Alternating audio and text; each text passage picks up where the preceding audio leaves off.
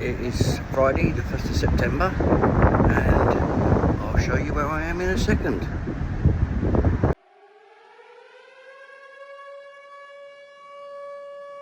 There you go, I am just over with. I'm on board the DFDS Marine Dunkirk. And we're off on a battle to Verdun. Bye Dover. Can't see any dinghies or anything. It's been round there. Come on, look, there's no dinghies. As I say, my way to Dunkirk. Last time I was in Dunkirk was 1939. Pretty nice. Right, catch you again soon. Okay, so we're on our way now. We're in France. That's the view from the front of the coach. And there's all the people behind. And outside, so the next step is Verdun. We're doing the battlefield tour there. Similar to the Normandy one last year, but in Verdun, which was First World War. But anyway, I'll be able to tell you more about that when we're at sea out there, which will be tomorrow. So we're on our way to the hotel in Verdun, which is about another 4 hours to go. Probably won't do anything unless we hang out before then. Other than that, I'll see you all in Verdun. Okay, we're in the centre of Verdun now. Hotel is less than basic, but I'll video that at some other point. We had a quick turn around to get in, dump our stuff up to get back on the coach to get back down to here, because the hotel is miles away. But anyway, this is Verdun. As I say, we're just going to try and find something to eat now. Or more importantly, drink. It's about time we got on the vino.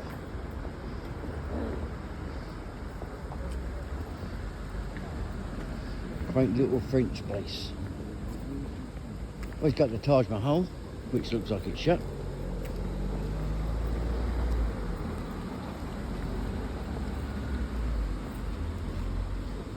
Where 17,000 shells per square metre landed. The only building down there in Fleury is the little church. I think the only thing that they found, I think when you get in there, the only bit that was recognisable as anything of a building was a door handle. And the rest of it was just nothing. So we're going to run now to the left-hand arm of the H. Regiments that fought here were also individual people. The big memorial over on the left-hand side is the memorial to the Jewish soldiers who fought on the hill, which was blown up in 1940 by the Germans, and then they rebuilt it. The Germans in the attack are now in front of us, coming up the hill. We haven't seen that bit of the hill, but there is the 14,000 headstones or crosses. The thing itself, people say to you, what is it? What does it represent? Well, two theories there. First of all, particularly from this view, there you go, that's a 75mm shell. If you then take the bit that sticks up and now look at the bit that goes to left to right, it's the handle of a sword, and that's the hand guard, which is the long bit on either side. So it's up to you which one you think about. We're going to crack on a little bit further here, but they have this sort of mosque area here. There's also over there in the trees, there's the mosque in front of us now. Also over in the trees there, they have a little building, and I went in that once, and it's full of bones where people find them on the battlefield. We're going to turn right here. We're going to make our way down now to the fort of Douaumont. Are we going to come past this again this weekend? No, that's it. You've seen it. Done. We're going to drive past that about 500 times, mate. You'll be okay. You can't get away from that one. That's right in the middle. You would have come up from that way, which is Verdun is back there. You would have come up, and then you would have got into trenches, which then took you in a tunnel.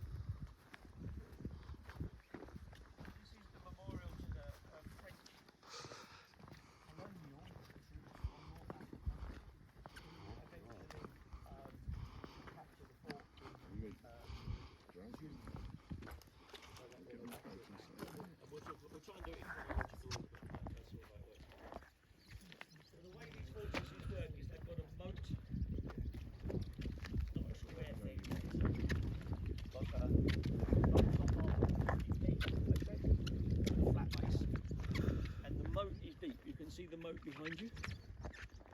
Okay, and then in the corner of the moat, in each corner, there's two machine guns that fire down the moat.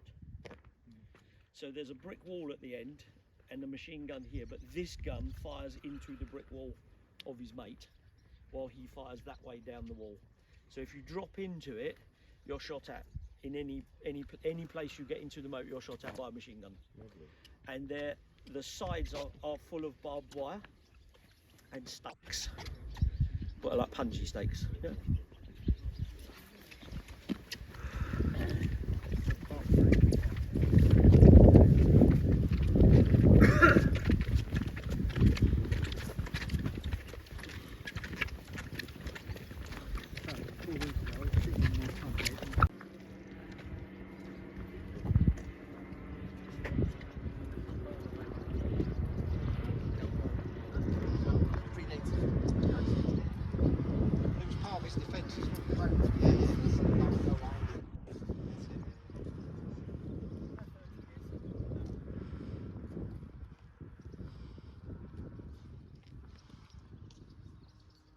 The wire's real. Hey, when you come back off the top, come around here. Yep. Come around this way, and then up back where that green sign is, under the flag.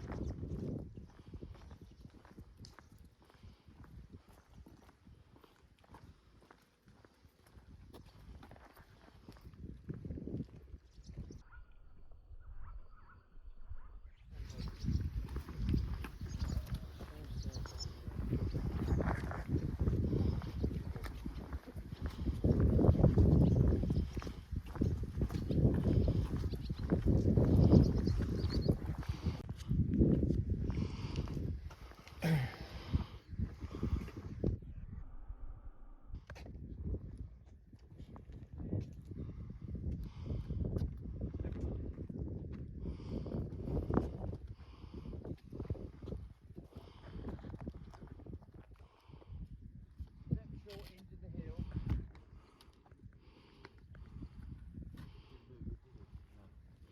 Tried. So I'm going to be the Germans, all right? So remember your H. So you've got your H line going this way, and you've got your two lines, and you're at the end of this one at Durmont. When you're at the end of this one, you're at Vaux. Durmont is the biggest fort there is. There should be 1,000 men in there, and it should have all these 75mm guns. And you can see one of the machine gun posts in the corner. 1914, as we said, they've moved over to this concept of if you are attacked, you instantly attack back. So why do you need a fortress? You don't need these. So they've taken most of the guns out of them, and the garrison in here is a major and 34 men, and that's it. But the worst thing that they've done in this one, and in Vaux, and in Souville, there are other forts as well, but they're the three big ones, is that they've taken the water supply out.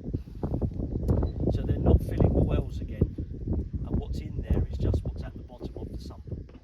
And when we get in one of them, you can look down about 170 feet to the bottom of the well. And the exciting part is that it's a metal grill over the top of the hole. So as you walk onto it, you get people going, oh shit. I won't tell you where that is. Germany is that way, not very far, really not very far. And the Germans in the attack are down.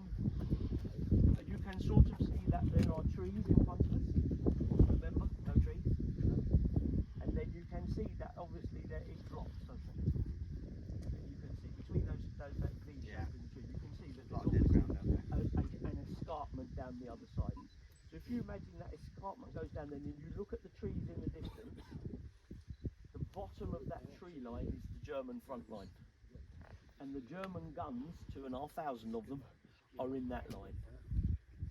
77s, 77s, 105s, 210s and 420s. Big guns, big guns. And of the 420s, they've got about 14 of them. And as we said, on the top of this, they reckon 60 of those landed in the first couple of minutes onto the top of the fortress. Right, now what I would like you to do is to follow... It goes totally wrong.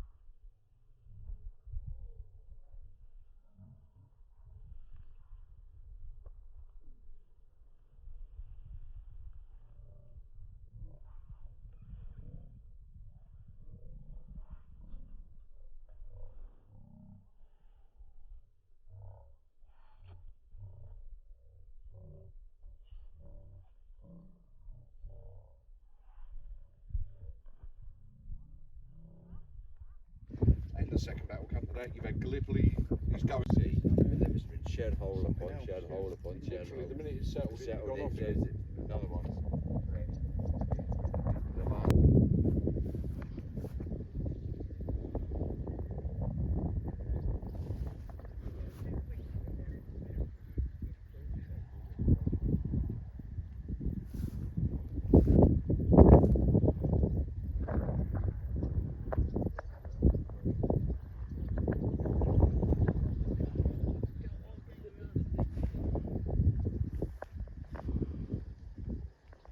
They send out pioneers first of all.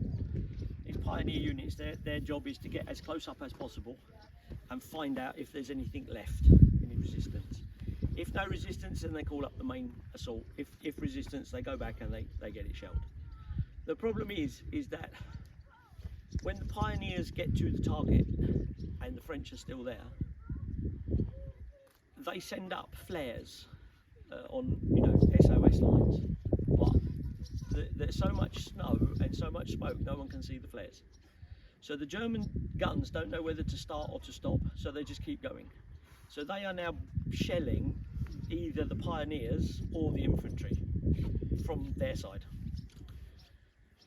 So this is quite a chaotic place now, because the French are firing back, not very many, but they are firing back. But the Germans are now killing themselves because there's no communication. All the comms have gone and none of the flare things work because they can't see anything.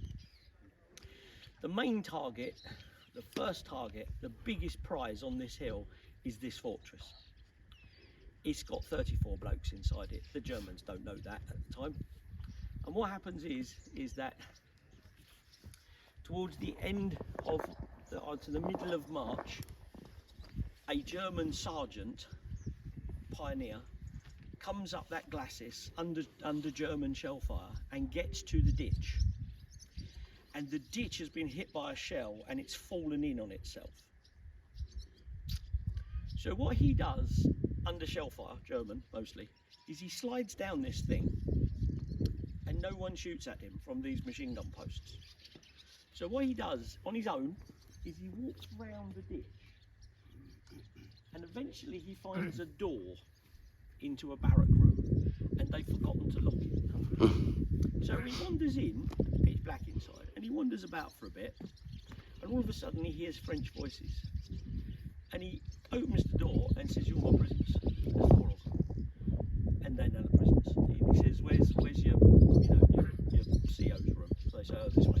So he follows them down the corridor for a bit and then he goes past a room and it's full of food and he's a soldier. So what he does is he locks these 4 lads in a cupboard and he goes in and he starts to have his dinner and the 4 lads escape go down and tell the other 30, look, there's Germans everywhere. About the same time as that is happening, 2 German officers and a party of men have now also dropped into the ditch on the same place, have also made their way around and found the open door and gone in. They go past the room with the sergeant eating, don't find him, keep on going, hear French voices, kick open a door, and they take the surrender of the fort. Took them about 20 minutes and no one got killed. And the biggest prize that the French have of the fortifications of the city of Verdun is gone. Like that.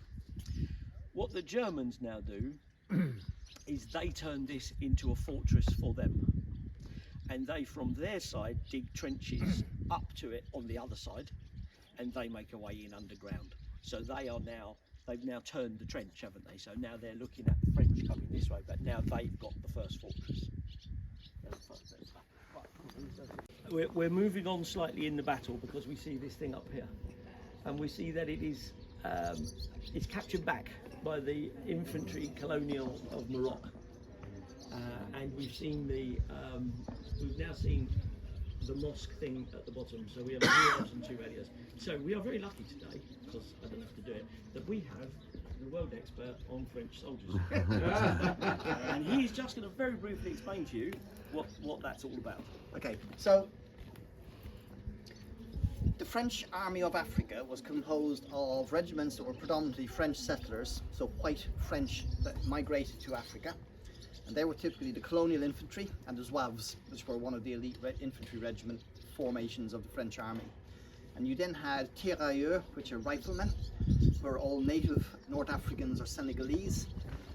You had Spahi, who were native North African cavalry, and so on. And the infantry that were involved here was the Régiment Infantry Colonial de Maroc, which was the Moroccan colonial infantry regiment, predominantly white French settlers from Morocco.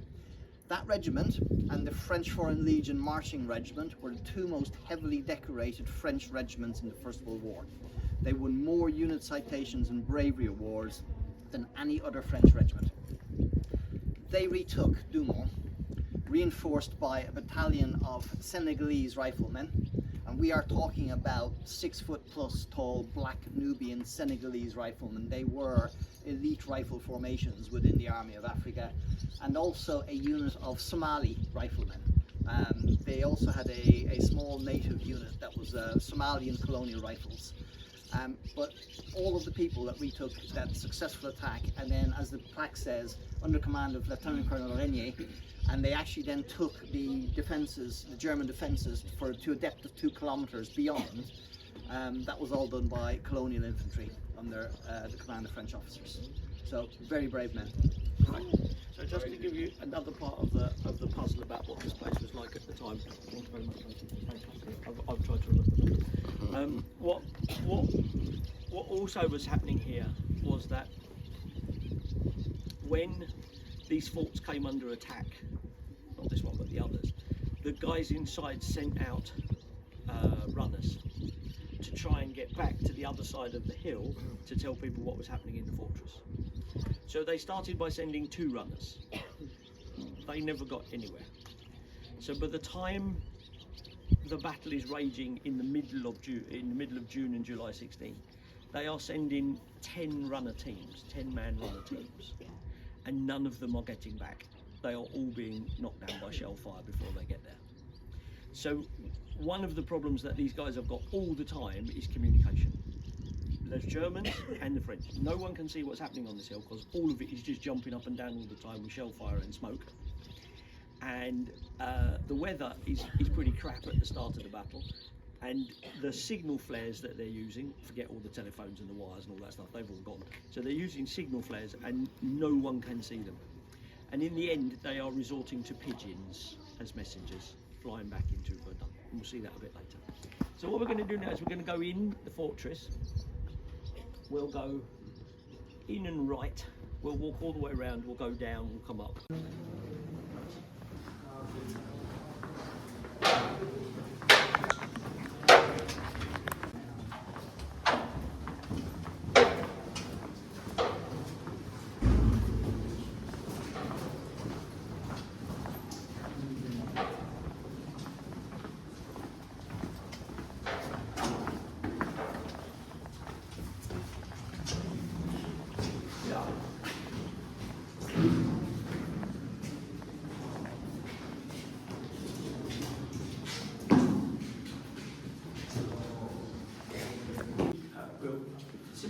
we're in a cookhouse.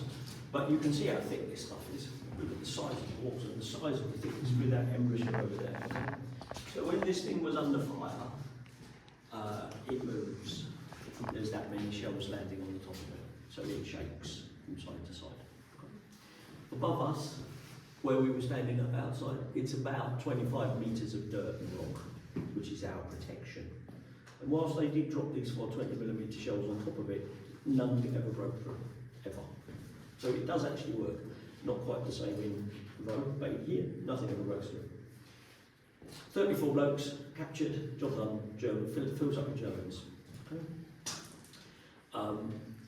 When the colonial troops take this thing back, that's when this place gets much more nasty. So they then fight in those corridors out there in the dark with machine guns and flamethrowers. And that's how they take this place back. But by the time they get to take it back, the Germans are still using it as a big, huge bunker, but they're also using it as a hospital. So it's quite chaotic in here when the fighting actually starts in the tunnels. So just try and remember that, you know, even we're just talking, that's not very loud, is it? But you imagine a machine gun going off in here, not 1, 5, and hand grenades and flamethrowers. So How did those troops get back in there? which one, sorry? Yeah. So this is a German aerial photo of this thing, because there is the French and the German Luftwaffe flying over this place, spotting for artillery. So this is the fortress as it looked before the battle. And if you remember, we went up and we stood there on that one. Yeah.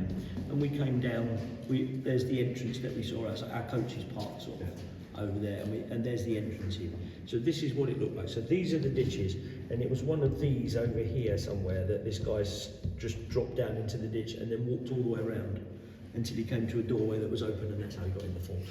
Literally, someone just left the door open by mistake. A little wooden door, not even a big door, just a little door like that. Just left it open.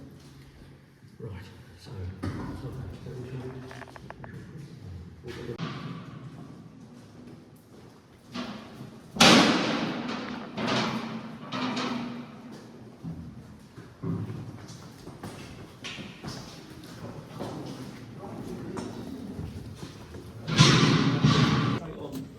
And you're now under that turret we were standing on top of. Nice.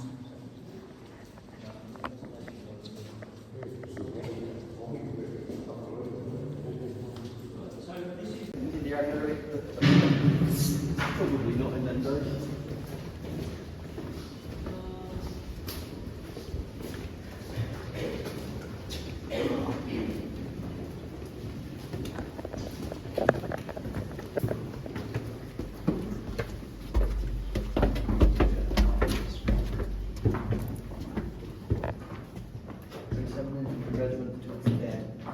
That's just an old monument that they've taken up the wall and hidden there. Yeah.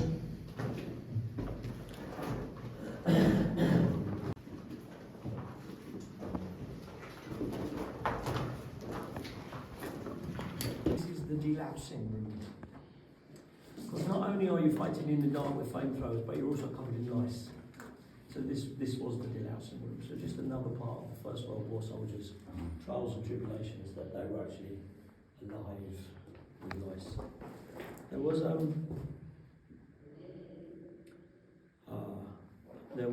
the story of a hospital, and the guy said that he had seen the soul of the soldier depart as he died. And what he actually saw was the grey mass of lice move to the next person. That's warm body. Yeah. And they said that at points when the Germans in here were dying, they were starving as well, and their stomachs had gone in, and you could put your hand in and pull out a handful of lice from their bellies. Yeah, delousing. Great, isn't it? My understanding.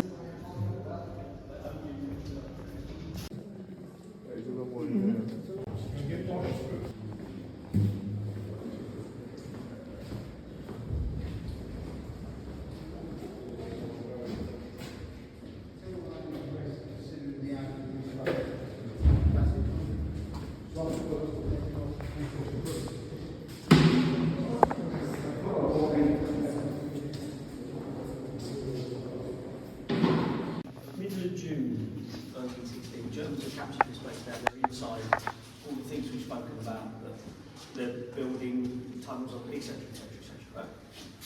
This is a tunnel, right? We've just walked down another one, okay? But this one is blocked in. Down there was a hand grenade store, and they put the hand grenade store in the charge room with the charge bags for the 75mm guns.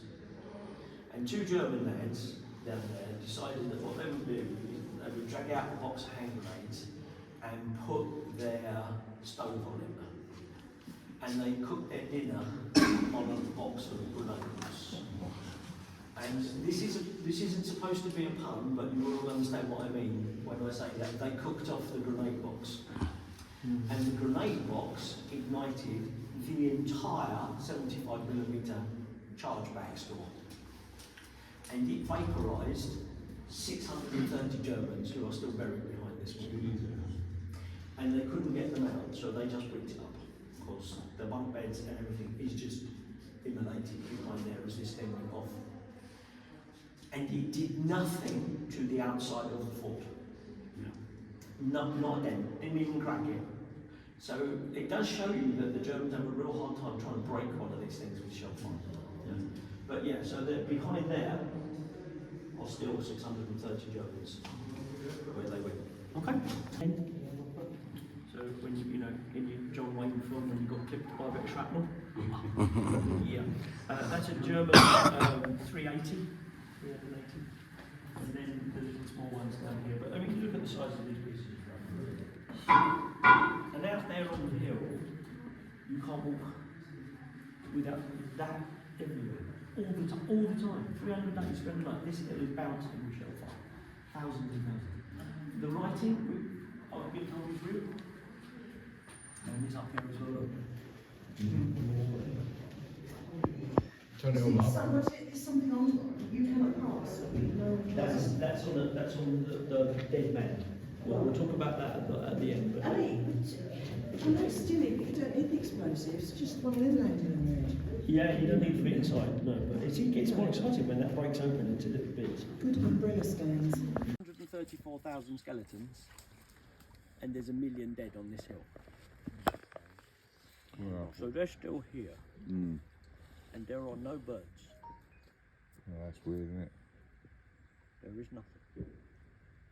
There is no bird song. Gunfire, but no birds. Yeah, it's an amazingly weird place. Look at the way the trenches. I mean, we're in a bit of a bushy bit at the moment, but when we walk down to Souville later on, oh my God, the trenches.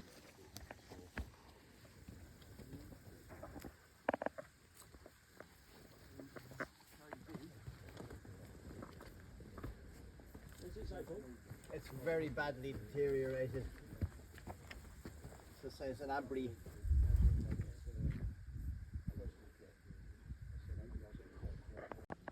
Must have had fun with a cement factory bringing this lot up. Yeah. Layers and layer and layer.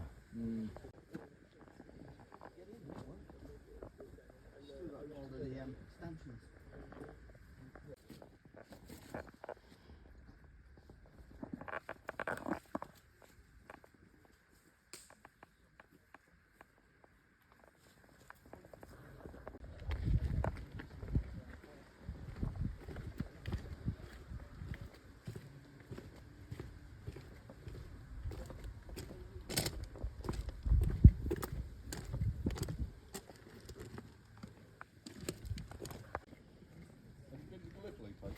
No. That's where all the trenches are just as like this, but they've still got the bodies in them. Oh, have they? Bloody hell. They've still got the skeletons and whatnot. And the Turkish view is they've been here for over 100 years. Why are we going to move them now? Yeah, exactly that.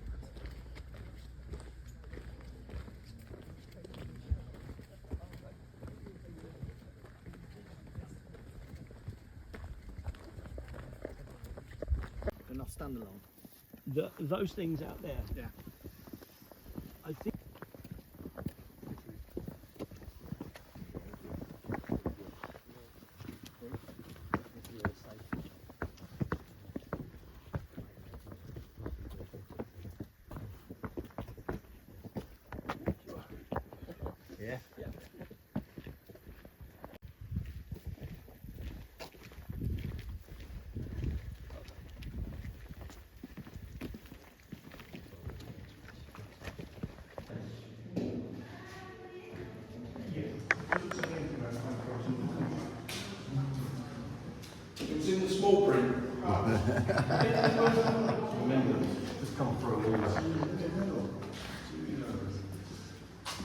Little souvenir.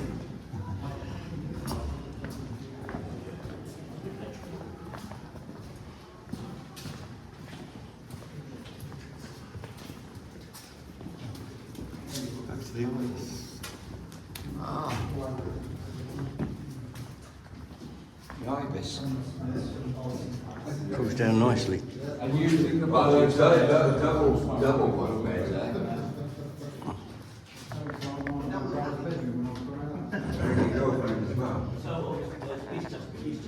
Oh, the old lady.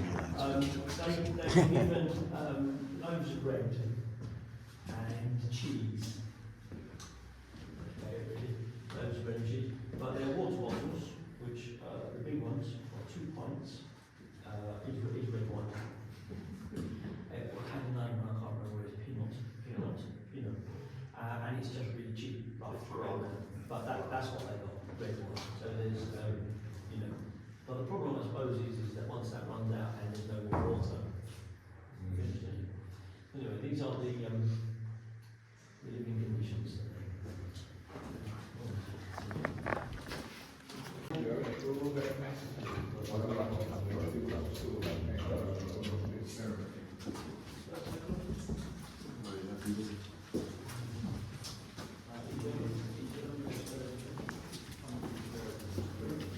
Oh, it looks like you. Yeah, this is your double.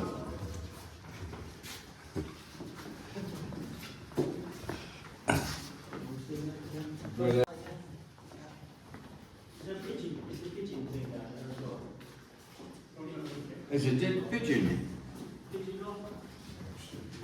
Yeah, pigeon loft. It's not dead, it's just resting after a long squat. That's it. It's pining for the fields. Must be the telegraph room. Yeah, communication. Something Jack.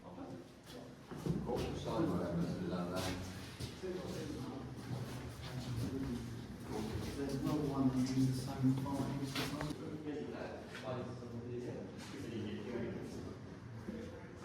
I think you call Mr. Slime Plastic.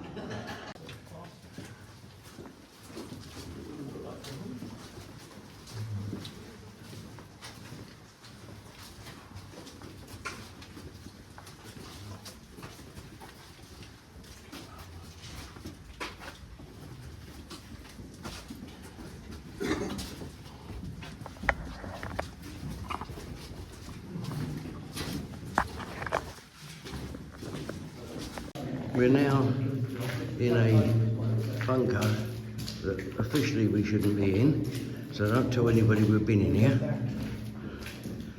And as you can see, we're all using torches and headlights because it is literally pitch black.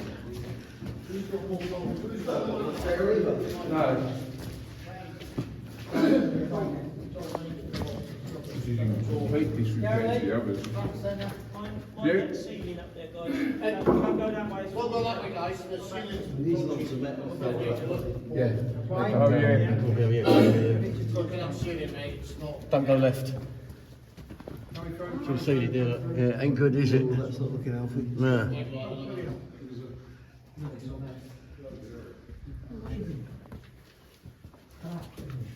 That's collapsed. What about left and right? I've never been past this. Well, it's the first time for everything. What could possibly go wrong? That looks sturdy. That's all collapsing that wall, isn't it? Got the train track. Yeah, but railway line. Narrow gauge. Choo choo train chopping up the track. Whoa, steady, Pete. Pete, your phone. Pete, your phone. Good job as a taxi to a lead. You all right, mate?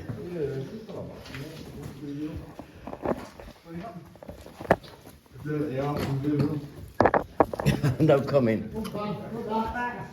Back. Are we coming back this way? I think so. I think it's. What way where?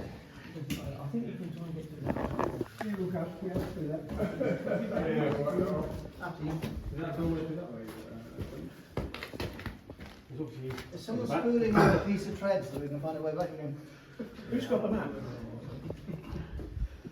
Where are we going now? Oh, Jesus, hope not. Fucking obviously with a map.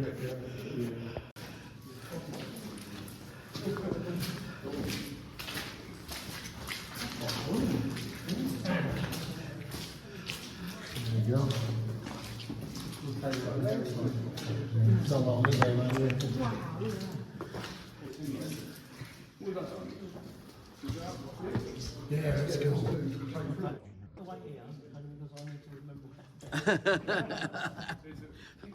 Don't worry, I've got video documentation.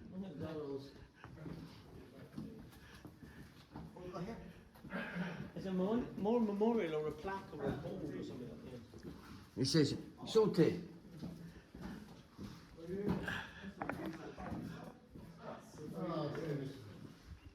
What is it? Bunnies. Somebody's painted bunnies.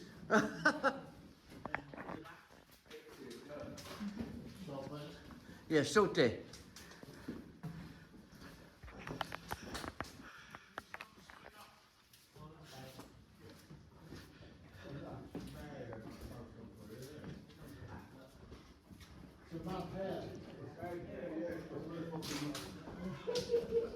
When I say bats go for the hair, so I'm alright, I got none. Someone's painted bunnies with very large hard eyes. That must have been Wayne.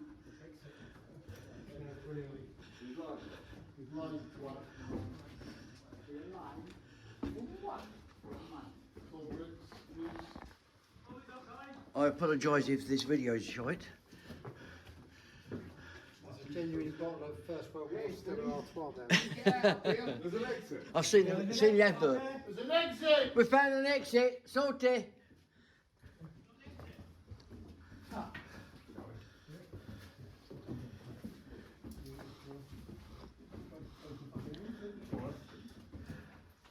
So this is what we were before.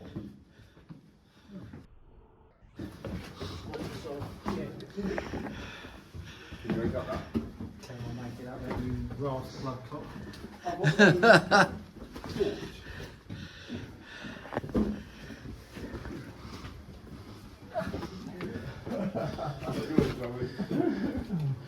all right there, Dave? You want a hand?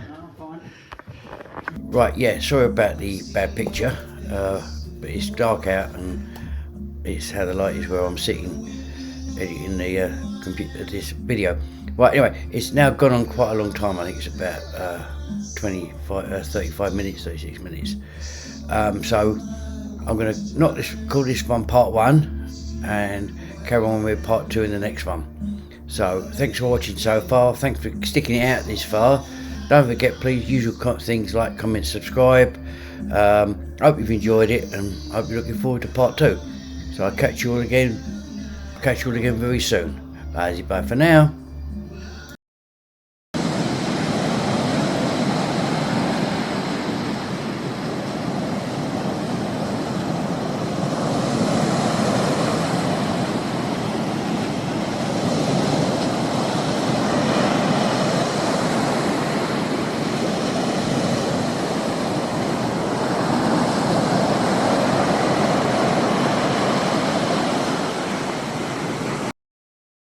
Thanks for watching my YouTube video. Don't forget to subscribe.